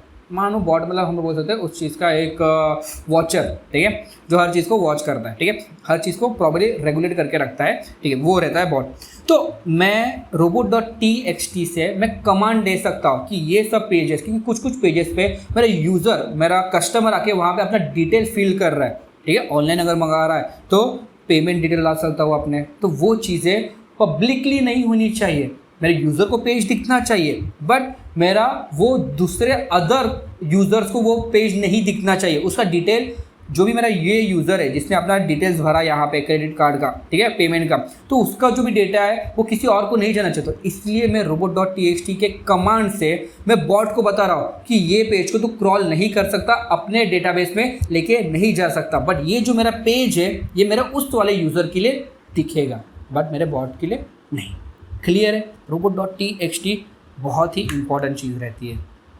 अभी कैनोनिकल टैग क्या रहता है, ठीक है, समझते हैं, ठीक है। हम लोग यहाँ पे एक जस्ट एग्जांपल के लिए यहाँ पे शीट के अंदर एक चीज़ मेंशन करके रखी है, एक ही कैनोनिकल टैग। हर एक पेजेस के हिसाब से आपका डिफरेंट कैनोनिकल टैग बनने वाला है, हर एक पेजेस के हिसाब से। क्यों? क्योंकि उस पेज पे जो भी कंटेंट रहता है ना, मैं बोला प्लेगरिज्म इन द सेंस मतलब क्या कि मेरा कंटेंट कोई और चोरी नहीं करना चाहिए। तो फिर कभी कभी हो जाता है इशू कि जैसे कि स्टार्टिंग के टाइम पे ये आपने बहुत सुना रहेगा www. का नाम .com ऐसा रहेगा, ठीक है, बट अभी गूगल ने मैंडेटरी कर दिया है URL के इसमें www से नॉन www होना चाहिए, मतलब डायरेक्टली bmarketking.in फिर स्लैश जो भी पेजेस रहेंगे bmarketking/digital marketing courses, ऐसा ही एक URL रहना चाहिए। फिर उससे क्या हो जाता है कि हमें डुप्लीकेट पेजेस नहीं बनने चाहिए। अगर डुप्लीकेट पेजेस बन रही है तो बॉट को समझ में आना चाहिए कि एक्चुअल में इस पेज का ओनर कौन है। अगर हमारा कंटेंट कोई कॉपी कर रहा है तो उस पे कंटेंट हमारा खुद का है, ओरिजिनल कंटेंट है, तो अगर कोई कॉपी कर रहा है तो उस पर प्लेगरिज्म जाना चाहिए, ना कि हम पे। तो इसलिए कैनोनिकल टैग इंपॉर्टेंट होता है, हर एक पेजेस के हिसाब से डिफरेंट कैनोनिकल टैग आपका होना ही चाहिए। अभी ये चीज़ें मैं अभी आपको क्यों बता रहा हूँ, क्योंकि बहुत सारे कोडर को ये सब चीज़ें नहीं पता रहती है। पता भी रहेगी तो प्रॉपर वे में उन लोगों ने किया है कि नहीं, क्योंकि आगे जाके आप जब भी आपकी वेबसाइट लाइव करते हो ना तो आपको इशू फेस करना पड़ता है, ठीक है। तो ये सब चीज़ें रहती है। अभी मान लो कि आपकी वेबसाइट ना अभी एक रैंकिंग पे आ चुकी है, आपकी वेबसाइट एक रैंकिंग पे आ चुकी है। अभी रैंकिंग पे आ चुकी है, इसका मतलब ये है क्या कि मैं डायरेक्टली फर्स्ट नंबर पे पहुंचूंगा? बिल्कुल भी नहीं। मार्केट के अंदर जैसा हम लोग बिजनेस कर रहे हैं ना, वैसे लाखों लोग बिजनेस कर रहे हैं पूरे इंडिया में, ये बात मान के ही चलना पड़ता है। हमें लाखों लोगों को पीछे छोड़ के फर्स्ट नंबर पे जाना पड़ता है। तो हमारा हर एक पेजेस का डिफरेंट कीवर्ड के हिसाब से रैंकिंग होने वाला है। तो बैकलिंक्स और वैकेंसी जिसको हम बोल सकते हैं ऑफ पेज, ये हमें हेल्प करता है हमारे डिफरेंट पेजेस को बूस्ट करने में और रैंकिंग लेके आने में। ब्लॉग से हम लोग क्या कर रहे हैं, बैकलिंक लेके आ रहे हैं। मतलब जैसे कि मैंने एक ब्लॉग आर्टिकल लिखा या ब्लॉग लिखा, तो उससे क्या हो रहा है कि मैं डिफरेंट अभी ब्लॉग, अभी आप बोलोगे केक पे क्या हम लोग अभी रेसिपी वाला ब्लॉग ही है क्या? नहीं, बिल्कुल भी नहीं। ब्लॉग हम लोग इसलिए लिखते हैं कि हम लोग ट्राई करते हैं कि हमारा जो भी बिजनेस है उसको रख के हम लोग डिफरेंट कम्युनिटीज़ या ऑडियंस को कैसे टच करते हैं। मान मैंने बोला कि मैं केक पे एक ब्लॉग लिखने वाला हूँ, बट मैं जो बॉलीवुड इंडस्ट्री के जो स्टार्स है उनका जो ऑडियंस है उनको मैं हिट करने वाला हूँ। अभी कैसे, ठीक है। तो मैं बोल रहा हूँ कि अभी जो विराट कोहली है उसने अनुष्का शर्मा के साथ शादी किया, एग्जाम्पल, ठीक है। तो उन लोग ने जो केक लेके आए हैं ना, वो जो केक था वो इस शॉप का था। अभी इससे क्या हो रहा है, मैं विराट कोहली, अनुष्का शर्मा, बॉलीवुड इंडस्ट्री, ये सब कीवर्ड को, या डिफरेंट कोई फेमस केक शॉप है उसके भी कीवर्ड को मैं क्या कर रहा हूँ, एनेबल कर रहा हूँ। मतलब कोई मेरा यूज़र उस टाइप के कीवर्ड को सर्च कर रहा है what is the costing of Virat Kohli wedding cake, ऐसे एग्जाम्पल, ठीक है। तो वो कीवर्ड्स को मैं क्या कर रहा हूँ, एनेबल कर रहा हूँ। मतलब चांसेस क्या है, अगर वो कीवर्ड पे मेरा ब्लॉग टॉप रैंक पे है तो यूज़र उस ब्लॉग को रीड करेगा, उस हिसाब से मुझे कंटेंट लिखना पड़ेगा और ओरिजिनल कंटेंट लिखना पड़ेगा। फिर उसमें हम लोग क्या करेंगे, बीच में एक एंकर टेक्स्ट प्रोवाइड करेंगे, मतलब क्लिकेबल लिंक, जैसे हम लोग एक वर्ड रहता है जिसमें हम लोग लिंक प्रोवाइड करेंगे, जिसको हम लोग एंकर टेक्स्ट बोलते हैं। बट वो भी रेलेवेंट रहना चाहिए, ना कि ऐसे कुछ भी फालतू का इस करने वाले, ठीक है। तो यूज़र उस पर एंकर टेक्स्ट पर क्लिक करने के बाद में वो हमारा जो सर्विस का पेज है वो उस पर आएगा। अब इससे क्या हो गया, हम लोग ने ब्लॉग लिखा, ब्लॉग से हम लोग अदर कम्युनिटीज़ को हिट किया, फिर अब उससे क्या हो रहा है कि यूज़र अगर उस कम्युनिटी के रिलेटेड जो भी यूज़र है वो हमारे पास आएगा, मतलब हमारे ब्लॉग के इसमें आएगा, फिर कीवर्ड से, फिर वो ब्लॉग से हमारा जो सर्विस पेज है वहाँ पे आएगा, फिर चांसेस क्या है, फिर वो हमारा एक कस्टमर बन सकता है। तो ये प्रोसीजर एक लेंथी प्रोसीजर है। यस, बैकलिंक बहुत इंपॉर्टेंट होता है, जिससे क्या हो जाता है, आपको एक रैंकिंग मिल जाता है। क्लियर, ब्लॉग सबमिशन हम लोग डिफरेंट गेस्ट पोस्टिंग कर सकते हैं, आर्टिकल सबमिशन कर सकते हैं, इन्फो। अभी ये जो भी चीज़ मैंने आपको बताया, ये प्रोसीजर, ये हम लोगों ने ब्लॉग का बताया। अभी वो जो ब्लॉग लिख रहा हो ना, वो मैं डिफरेंट जगह पे क्या करूँगा, सबमिट करूँगा, जिससे चांसेस है वहाँ का जो ऑडियंस है वो मेरे पास भी आ सकते हैं। यहाँ पे आप हमारे इसमें देख रहे हैं डेटाबेस के इसमें इन्फोग्राफिक हम लोग सबमिशन कर सकते हैं, आर्टिकल सबमिशन कर सकते हैं, social book marking, social media, image submission, ऐसे डिफरेंट टाइप के हम लोग को वेबसाइट्स मिलते हैं, वहाँ पे जो हम लोग सबमिशन कर सकते हैं। और उससे क्या हो जाएगा कि उस टाइप का जो वहाँ का जो ऑडियंस है वो हमारे ब्लॉग पे आएगा उस वाले, और वहाँ के उस सबमिशन को क्लिक करके हमारे वेबसाइट पे आएगा। तो ये प्रोसीजर बहुत बड़ा रहता है।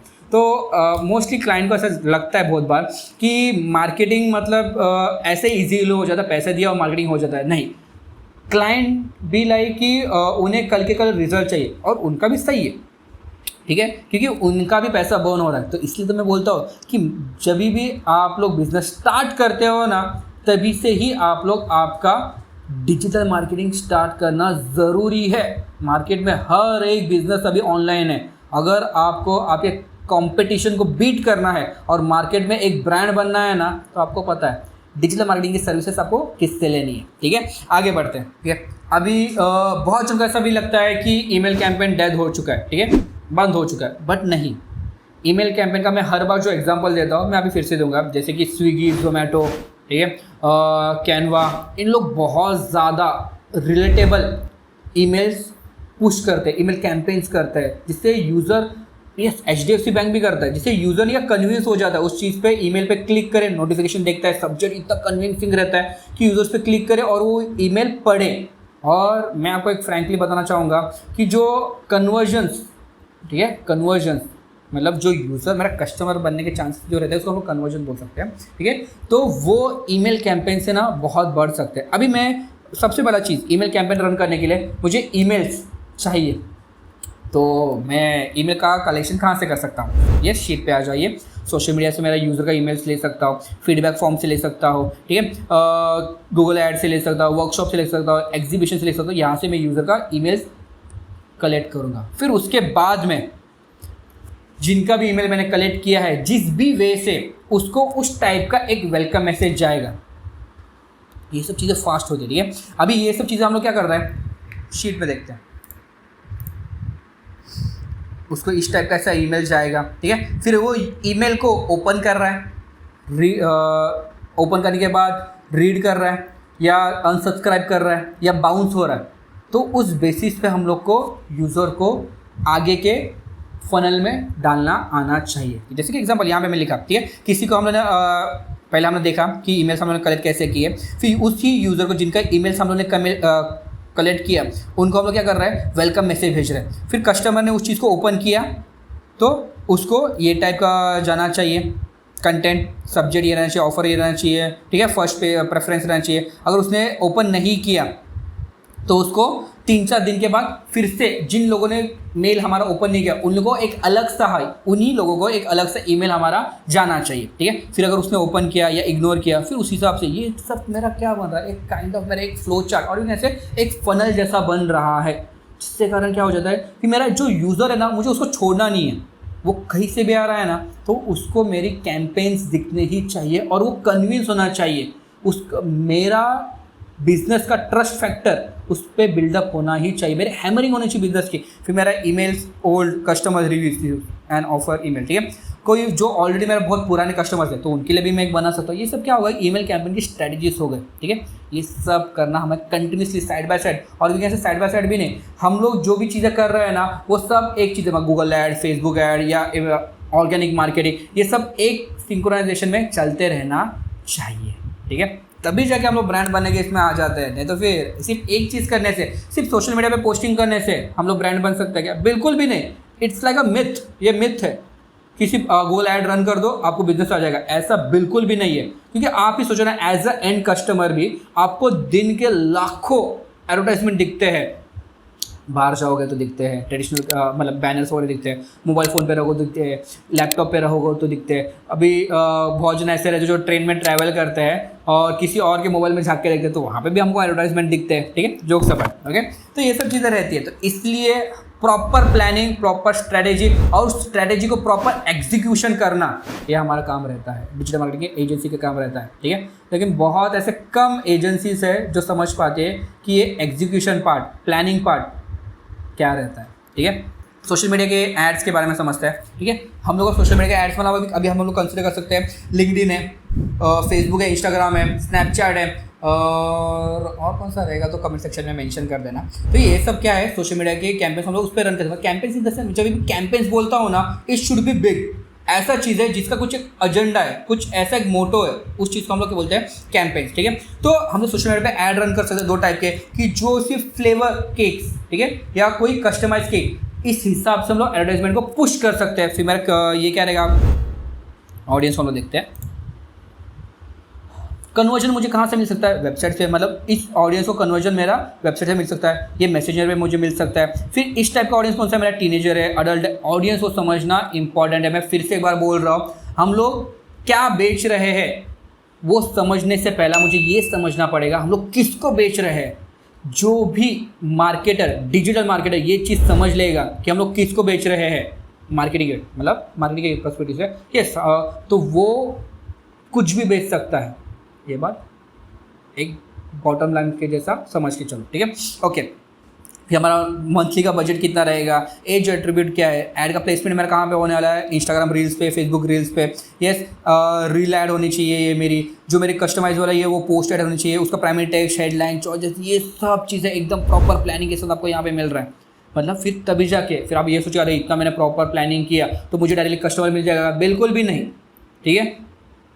क्योंकि ये सिर्फ एक एग्जाम्पल है, और ये प्रॉपर एग्जाम्पल भी नहीं है, ये रियल हम लोग बिजनेस को कैसे ग्रो कर सकते हैं वो बता रहा हूँ मैं, ठीक है। बट इसका मतलब ये नहीं कि आपने ये वाला जस्ट यूज़ कर लिया, एक ऐड रन कर दिया और मैं मेरा बिजनेस को मुझे कस्टमर्स मिल जाएगा, बिल्कुल भी नहीं। हमें कंटिन्यूसली करते रहना पड़ता है। मैं बोला ना, जब तक किसी भी यूज़र को हमारे बिजनेस पे ट्रस्ट फैक्टर बिल्डअप नहीं होता तब तक ये चीज़ें हमें कंटिन्यूसली करती रहनी पड़ती है, ठीक है। आगे के शीट में बढ़ते हैं। सेम लाइक दैट मैं सर्च कैंपेन डाल रहा हूँ, ठीक है। सर्च कैंपेन क्यों, कि कोई भी यूज़र, सर्च कैंपेन मतलब क्या, कि जो हमें गूगल के सर्च इंजन में जो दिखता है ना, एडी करके, ठीक है, टाइटल डिस्क्रिप्शन वगैरह, वो सर्च कैंपेन बोल सकते हैं। तो यूज़र, मेरा गोल क्या है, मेरा पर डे का बजट क्या है, मेरा कन्वर्जन्स क्या है, सर्च नेटवर्क क्या है, मेरे कीवर्ड्स क्या है, कौन से कीवर्ड पे मेरा वो वाला ऐड दिखना चाहिए और कौन से कीवर्ड पे मेरा ऐड नहीं दिखना चाहिए, उसको हम लोग क्या बोलते हैं, नेगेटिव कीवर्ड बोलते हैं। फिर मेरा फाइनल यूआरएल क्या है, मतलब यूज़र ने जब उस ऐड पे क्लिक किया तो वो कहाँ पे जाना चाहिए। अभी इसका मतलब क्या है कि यूज़र ने मेरा ऐड दिख किया, ऐसे टाइप की मेरी ऐड दिख सकती है, थोड़ा सा जूम करता हूँ, यस, ऐसे टाइप की मेरी स्पॉन्सर ऐड दिख सकती है, ठीक है। यूज़र ने इस पर क्लिक किया, इसका मतलब ये है कि मेरा बिजनेस मिल गया, बिल्कुल भी नहीं। ये जैसे एक पार्ट हुआ, पहले हम लोगों ने क्या किया, पैसा देके हम लोगों ने ऐड रन करके यूज़र तक पहुँचे, फिर यूज़र ने उस ऐड को देखा और उसके बाद हम लोग कहाँ पे आ रहा है, वो हमारे लैंडिंग पेज पे आ रहा है। फिर लैंडिंग पेज भी मुझे इस हिसाब से बनाना पड़ता है कि यूज़र उस चीज़ से कन्विंस हो जाए, क्योंकि वेबसाइट पे या किसी अदर लैंडिंग पेज पे हमारा फेस तो नहीं लिखने वाला हमको उनको कन्विंस करने के लिए। तो इसलिए हमें उसका जो भी स्ट्रक्चराइजेशन रहना चाहिए वो एकदम प्रॉपर, उसकी जो हुक, उसका जो कमिटमेंट, उसके जो वर्ड्स, वो उसके जो सेंटेंस, वो हर चीज़ एकदम प्रॉपर, उसका जो प्राइसिंग, उसका जो फ्लो, उसका जो यूज़र एक्सपीरियंस, वो भी एकदम प्रॉपर रहना चाहिए। तभी जाके यूज़र उससे खरीद सकता है, वहाँ से हमारे लैंडिंग पेज से वो चीज़ को, हमारा जो भी हम चीज़ें बेच रहे हैं उसको वो बाय कर सकता है, ठीक है। तो ऐसा हमारा मोबाइल प्रीव्यू दिखेगा, ये हमारा डेस्कटॉप ऐड दिख सकती है, ठीक है। समझते हैं हम लोग कंटेंट कैलेंडर, ओके, या वी आर हियर, ठीक है। अभी कंटेंट कैलेंडर मतलब क्या, ठीक है। सोशल मीडिया का हमारा अकाउंट पेज है, इंस्टाग्राम, फेसबुक, लिंक्डइन, उस पर हम लोगों को प्रॉपर टाइम टू टाइम हर दिन या कुछ अल्टरनेट डेट हमें ना कुछ तो अपलोड करते रहना पड़ेगा। बहुत जन यही करते हैं, सब लोग कुछ ना कुछ तो अपलोड करते हैं। हमें प्रॉपर एक प्लानिंग के साथ जाना चाहिए। हम लोग का ना यूज़र को एक स्टोरी बेचना चाहिए। प्रोडक्ट बेचने से पहले ना हमें यूज़र को एक स्टोरी बेचना चाहिए। तो वो स्टोरी कैसे बिल्डअप करते हैं, तो ये हमें ऑर्गेनिक वे में हेल्प करता है। कौन सा, ये सोशल मीडिया प्लेटफॉर्म, जैसे कौन से हो गया, मेरा इंस्टाग्राम हो गया, मेरा फेसबुक हो गया, मेरा लिंक्डइन हुआ, ट्विटर हुआ, यस, ये मुझे हेल्प करते हैं ऑर्गेनिक वे में। अगर आप लोग ऑर्गेनिक वे में बिल्डअप कर रहे हो मार्केट के अंदर, तो बट ऑब्वियस है आपको पैसा देके एडवर्टाइजमेंट रन करने की ज़रूरत नहीं पड़ेगी, ठीक है। तो हम लोग क्या कर सकते हैं, हम लोग रील बना सकते हैं, हम लोग क्रोसल बना सकते हैं, हम लोग पोस्ट बना सकते हैं। ये मेरा कैलेंडर रहेगा। तो ये सब पूरा एक मेरा महीने का मेरा प्लानिंग है कि मैं क्या क्या कर सकता हूँ, ठीक है। तो मेरे यूज़र को, जैसे कि एग्जांपल केक शॉप है, तो मैं केक कैसा बनता है उसका एक रील बना के डाल सकता हूँ। उससे क्या होता है पता है क्या, कि यूज़र का ना एक साइकोलॉजी है, उसको ना आदत है, मतलब उसको ना केक डायरेक्टली एंड प्रोडक्ट नहीं देखना है। यूज़र को क्या देखना है पता है क्या, यूज़र को ना स्टार्टिंग से कैसा वो केक बन रहा है। जैसे कि एग्जांपल एक इमेजिन करने का ट्राई करते हैं हम लोग, ठीक है, कि एक वहाँ से एक शेफ़ चल के आ रहा है, ठीक है। फिर वो शेफ़ वहाँ पे अपने इंग्रेडिएंट्स रख रहा है, इंग्रेडिएंट्स को फिर वो वहाँ पे क्या कर रहा है, मिक्सअप कर रहा है, फिर प्रॉपरली उसको डो को प्रॉपर बना रहा है, जो भी चीज़, ठीक है। एग्जाम्पल, अभी केक तो मुझे बनाना नहीं आता, ठीक है, मुझे मार्केटिंग करनी आती है, ठीक है। तो मैं बता रहा हूँ, जैसे एग्जाम्पल आपको विजुअलाइज करवाने का ट्राई कर रहा हूँ। तो उससे क्या हो रहा है, फिर उसके जो भी इंग्रेडिएंट्स है, जो चॉकलेट है, वो प्रॉपर वे में ऐसे मेल्ट करके दिखा रहा है, उसका वीडियो एडिटिंग भी प्रॉपरली हो रही है। तो उससे क्या हो जाता है, एंड प्रोडक्ट। तो यूज़र को ना आदत है, मैं बोल रहा हूँ यूज़र एक साइकोलॉजी समझ लो। जो भी डिजिटल मार्केटर है, ठीक है, या जो डिजिटल मार्केट सीखने वाले हैं, उन लोग भी एक समझ लो ये बात। जो भी हमारे यूज़र है उनको 0 to 100 वाला प्रोसीजर देखने में ना बहुत ज़्यादा मज़ा आता है।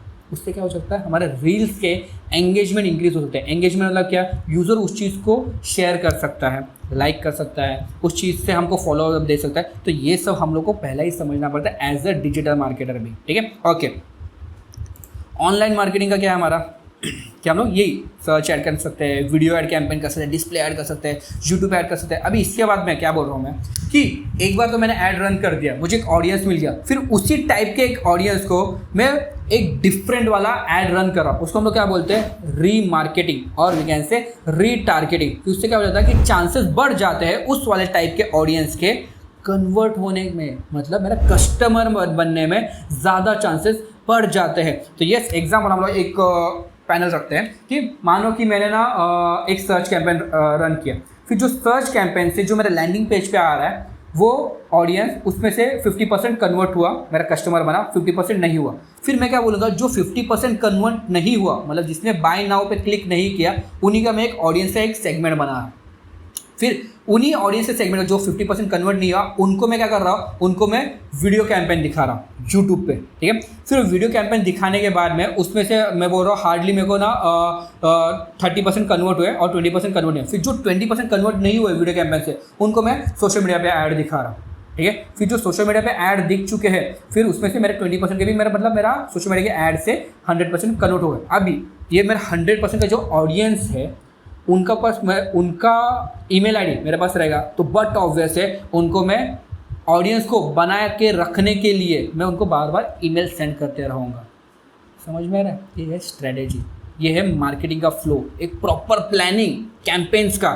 सिर्फ गोल ऐड रन करना या सिर्फ और सिर्फ वी कैन से पोस्ट डालना, ये मार्केटिंग नहीं है। हर चीज़ सिंक्रोनाइजेशन से चलनी पड़ती है, तभी जाके एक वी कैन से हार्डली 10% का एक आपको रिजल्ट आ सकता है। अगर ये सब चीज़ें प्रॉपरली सिंक्रोनाइजेशन नहीं रहेगी, तो ये आपको 0.1% का एक रिजल्ट आ सकता है, ठीक है। ये जो अब मैं नंबर जो बोल रहा हूँ ना, ठीक है, ये जैसे हाइपोथेटिकल नंबर बोल रहा हूँ, बट एक समझो एग्जाम्पल को, ठीक है। ओके, देखते हैं हमारा रेवेन्यू मॉडल, ठीक है। ये बिजनेस के लिए क्या क्या चीज़ें रख सकती है, एक्सपेंसेस, ठीक है। मैं कोर्सेज, केक शॉप कोर्सेज, ठीक है, सीखने के लिए। पहला पार्ट ऑफ वैसे मुझे केक शॉप ओपन करने में मुझे सीखना पड़ेगा। 2 मंथ का केक शॉप में 2 मंथ्स का एक कोर्सेज कर रहा है, एग्जाम्पल मान लो हाइपोथेटिकल, ठीक है। तो 10,000 मेरे पैसे चले गए।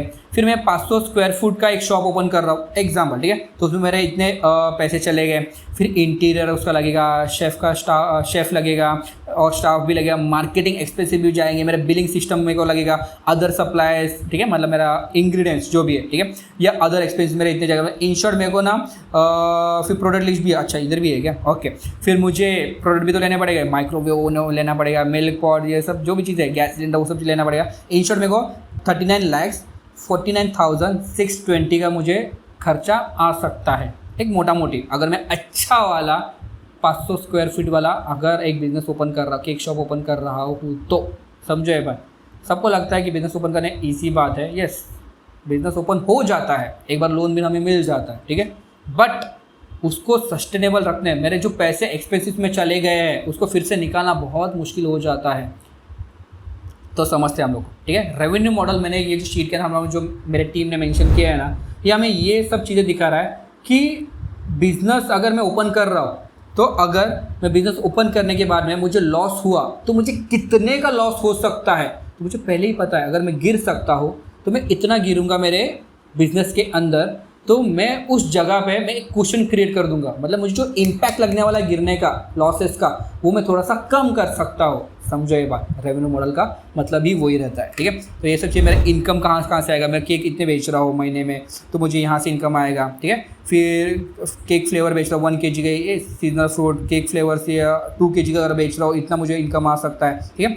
एट देन सब समझते हैं। फिर अगर मैं बोला ना कि अगर मैं बिजनेस कर रहा हूँ ना, सिर्फ एक ही टाइप का मेरा इनकम सोर्स रहेगा ना, तो चांसेस अगर वो इनकम सोर्स ही बंद हो गया बस तो ऑब्वियसली मुझे बिजनेस में लॉसेस होगा। इसलिए मेरे बिजनेस के रिलेटेड मुझे डिफरेंट इनकम सोर्स बना के रखने पड़ेंगे। तो मैं क्या बोल रहा हूँ, मुझे डिफरेंट रेवेन्यू मॉडल में यूट्यूब पे वीडियोस डाल सकता हूँ। यूट्यूब पे ऐसा नहीं कि आपको डायरेक्ट वीडियो डाल दिया और आपको पैसा आना चालू हो जाता है, नहीं, उसको टाइम लगता है, वो एक लॉन्ग गेम है, उसमें टाइम लगता है, बट आता है तो यस मोटा मोटी पैसा आता है, आपने भी देखा रहेगा, ठीक है, ओके। तो फिर इंस्टाग्राम के वीडियोस हो गए, तो इसलिए मैं बोला ना कि ऑर्गेनिक वे में भी मैं अपने इस पे सोशल मीडिया पे अपडेट करता रहूँगा, सो दैट मुझे वहाँ से भी एक टाइम के बाद में रेवेन्यू आना चालू हो जाएगा, ठीक है। सेकेंड इनकम क्या है कि मैं वर्कशॉप रख सकता हूँ, मैं स्टूडेंट्स के हिसाब से फॉर 15 डेज स्टूडेंट के हिसाब से फीस रखूँगा तो उसके हिसाब से मुझे पैसे इतने मिलेंगे। फिर अदर क्रॉस सेलिंग में अगर कर रहा हूँ तो उतना, तो एट द एंड मेरा प्रॉफिट, मतलब मेरा एक्सपेंसिव कट करके, मेरे प्रॉफिट के साथ कट करके, ठीक है, मुझे कितना हो रहा है प्रॉफिट, 2,07,310 रुपीज़ एंड 15 पैसा ओनली। ये मुझे एक मोटा मोटी साल भर का क्या मेरा, या इतना साल भर का मेरा बिजनेस हो सकता है।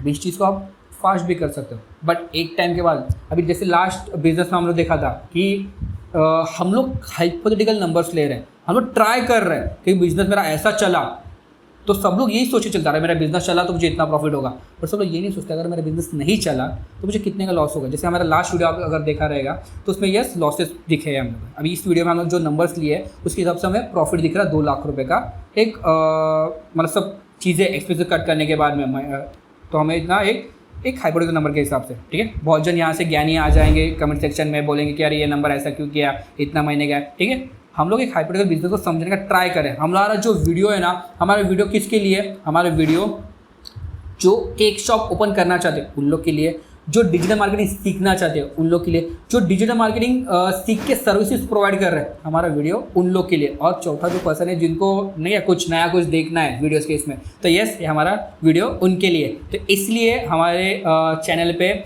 ऐसे हर मंथली एक वीडियो आते रहेंगे डिफरेंट बिजनेस के रिगार्डिंग, ठीक है। तो सब्सक्राइब करके रखना, बेल आइकन को हिट करके रखना, अगर वीडियो अच्छी लग रही है तो शेयर करना, ओके। तो एक लास्ट चीज़ हम लोग देखते हैं जिसको हम लोग बोलते हैं, हमारे एजेंसी के नाम जिसको हम बोलते हैं, किसी भी क्लाइंट के नाम देते हैं, जिसको हम लोग बोलते हैं बिग बैंग स्ट्रेटेजी। अभी बिग बैंग स्ट्रेटेजी क्या है, ठीक है। मैं क्या बोल रहा हूँ कि हम लोग ये मार्केटिंग तो कर रहे हैं, साथ में मुझे एक ऐसा कैंपेन करना है आज तक किसी ने भी नहीं किया। जैसे कि एग्जांपल दे रहा हूँ मैं, कौन सा वाला, वोडाफोन का जो जुजू वाला ऐड आया था नहीं क्या,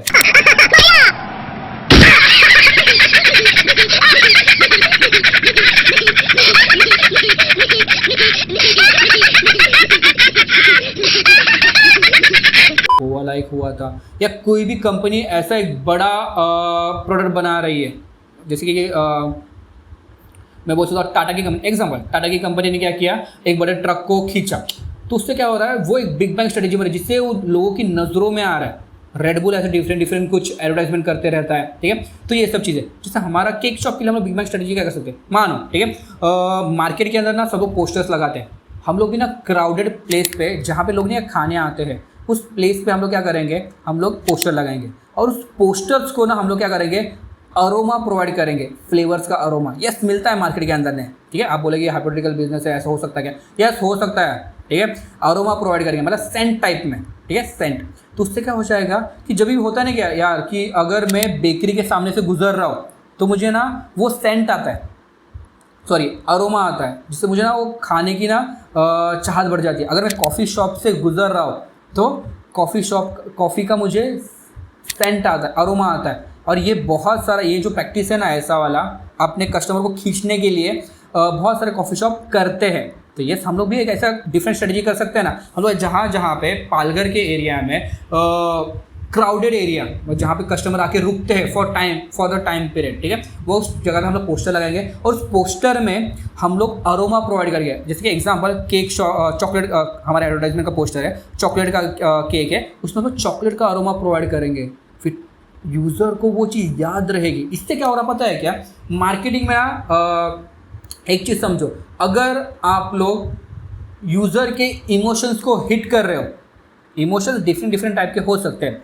happiness, sadness, loneliness, frustration, anger, ऐसे डिफरेंट टाइप के इमोशंस है। उस इमोशंस को हिट कर रहे हो और उसको हिट करने का जो ट्रिगर बन रहा है ना, वो आपका सेंसेस है। जैसे कि यहाँ पे क्या बन रहा है, एक हम लोग देख रहे हैं, पोस्टर को देख रहे हैं, तो ये हमारा यूज़र का क्या हो रहा है, यूज़र उसको देख रहा है, ट्रिगर हो रहा है देखने का। दूसरा सेंस को उसका स्मेल कर रहे हो, अरोमा को, ठीक है, वो कौन सा ट्रिगर हो रहा है, उससे वो यूज़र को याद रहेगा। होता है ना कभी कभी आपने भी देखा रहेगा ना कि ऐसे कौन से पुराने जो सॉन्ग्स रहते हैं, ठीक है, जो 90s के हैं वो समझ पाएंगे, क्योंकि आजकल तो अच्छे गाने बनते नहीं है, ठीक है। जो 90s के हैं वो समझ पाएंगे, जो पुराने जो सॉन्ग्स रहते हैं, वो पुराने सॉन्ग्स आपको कुछ तो आपके लाइफ का एक मेमोरी का रहती है ना, जो पार्ट है ना, वो रिवाइंड करवाती है।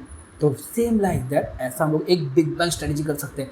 यूज़र उस चीज अरोमा देख रहा, और उस पोस्टर को देख रहा है और उसको अरोमा जो भी है उस चॉकलेट का उसके दिमाग में फिट हो रहा है। तो अगर वो चीज़ फिट हो रही है तो यूज़र को नेक्स्ट टाइम अगर यूज़र को खरीदना रहेगा केक, या किसी को रिकमेंड करना रहेगा, तो वो कहाँ से खरीदेगा, बट ऑब्वियस है स्वीट इट या बिजनेस से खरीदेगा।